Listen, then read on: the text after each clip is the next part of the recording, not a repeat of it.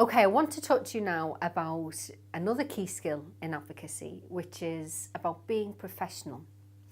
Now, I know that a lot of people don't like the word professional when we think about advocates. And I can understand that because for many people, it suggests a very formal role that I'm the professional, therefore you're not professional and you need my help. But I don't think that necessarily has to be the case. And I remember when we worked on this qualification, that a lot of the objections came from that area of people being concerned that professionalising the sector meant in some way that we were going to take it away from the client.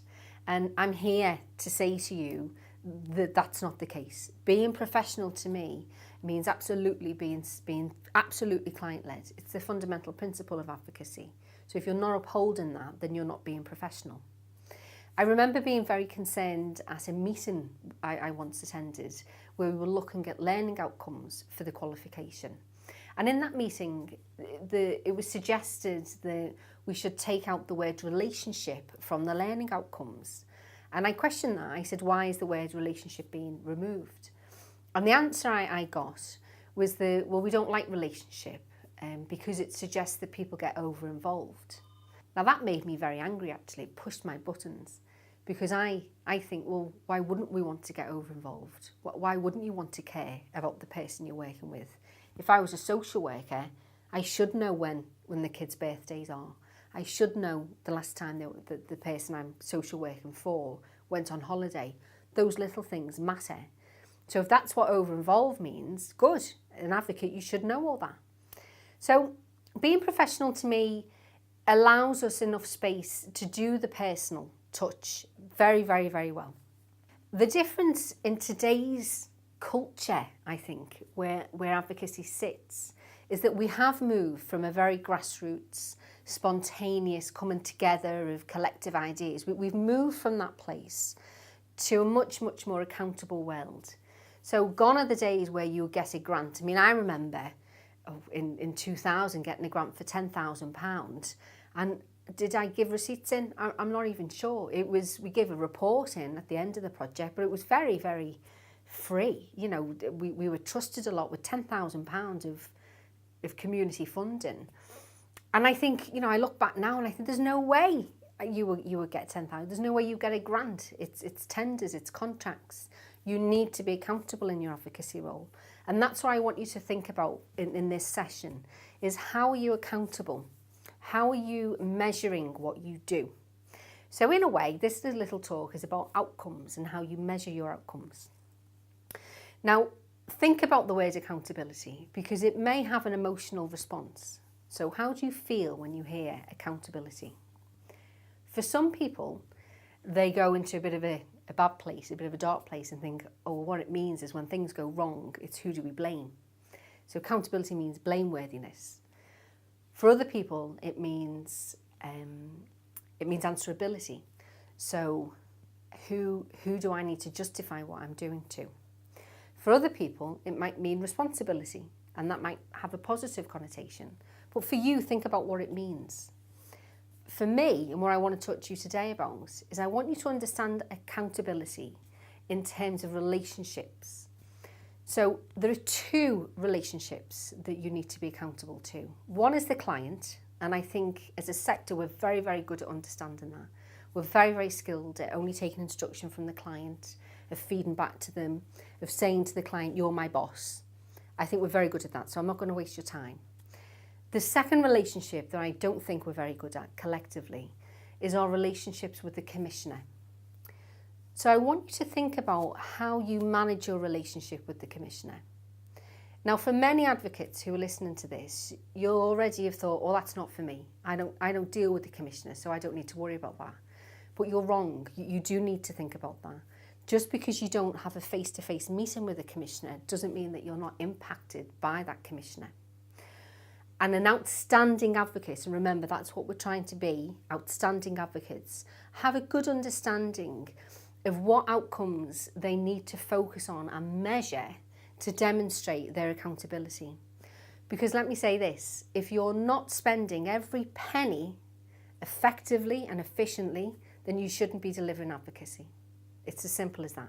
Somebody else should be coming in and delivering your service. If you're not the best, if you're not putting that every single penny to the best use, you shouldn't be doing it. So thinking about your relationship with the commissioner, accountable relationships, I have a question for you. Do you know what outcomes your commissioner find important? Do you know what outcomes your commissioner want your advocacy service to be delivering on? And if you don't, you need to find out. So your task for this week is to talk to your manager and find them out. And the reason you need to know this is because, well, if you don't know what you're doing. You are winging it. You're going into your advocacy relationships, crudely finding your way and doing the same old thing day in, day out. Outstanding advocates know exactly what they're doing, and they know what they're doing well, and they know what they need to improve. And that, to me, is where outcomes are going to be useful. So yes, there are the quantitative, there are the quantitative outcomes that commissioners will want to know. How many people you've seen, the gender, ethnicity, how many leaflets you've given out, all those quantity information, data. The problem with that, of course, is it tells you nothing about quality. So you also need to give attention to the qualitative. So what was the impact your advocacy had? How did the service user, how were they helped by your intervention? Now the problem with that is it's sometimes impossible to quantify that and to measure it. So this is the skill of the outstanding advocate, is to know how to measure it with your service. And I'd like to give you a couple of pointers. And my first comment is that of a warning, really, that we don't want to be too narrow when we measure outcomes. So, for instance, the quantitative and the qualitative, very important, but they have a tendency to be a bit narrow. An advocate once said to me, do you know what, Kate? Advocacy is about a process. It doesn't matter what the outcome is. They said, in fact, I work with clients whose goal or whose outcome will never get what they want. Now, this person worked in a very high secure mental health hospital who worked with patients who often wanted to be discharged, and that wasn't going to happen in the short-term future. And he said to me that even though they'll never get what they want in the short term, their outcome is not going to happen, doesn't mean they shouldn't have an advocate. And of course, he's right. He's absolutely right. Just because we don't get the client's outcome, doesn't mean that we've done bad advocacy. So this is where we need to broaden how we understand advocacy. And I think it's sometimes helpful to think in three ways. One is the short term. What's the short term impact on of the advocacy? So how do we empower? What's the initial impact of the person coming to advocacy? The second issue is about the intermediate effect. So what services have we accessed? What actions have we taken? What goals have we secured? And the goal is interesting because, like my friend said, advocacy is about a process. It's about a process of being listened to. Well, actually, that's an outcome. So what actions, what outcomes are we becoming in the intermediate term? And then there's a longer term. So think broadly about the impact advocacy has on people's health. So mental health, obviously, about empowerment, confidence, their problem-solving skills. When I was trained as an advocate, the trainer said to me, your first job as an advocate is to put yourself out of a job. You don't want people to keep coming back to your service and having dependency on you. So the long-term outcomes of advocacy is that we want people to be self-reliant and be able to self-advocate. So how do we measure that as a service? Is it through interviewing clients and finding out their own self-assessment? Because I think that's a crucial part of it. As well as measuring the outcome of the advocacy relationship on the client in terms of outcomes, we also need to measure the quality of the advocacy. So how efficient was the advocate? How knowledgeable were they about the system the client is accessing? How accessible is the service? How safe did the client feel? These are very important qualitative points that will determine how good your service is and distinguish it between the next one. So you need to find that out. You need that feedback.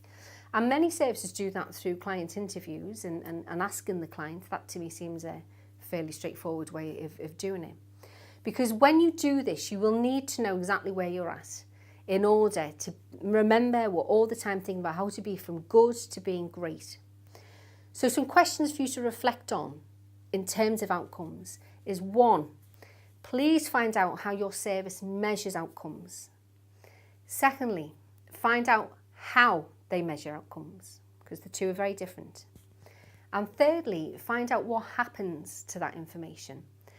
If you're sitting there listening to this thinking, I haven't got a clue, that tells me, and that tells you, that the service isn't using the information, because you're a part of that team. You need to know what you're doing well as a team collectively. So they're my 3 challenges to you.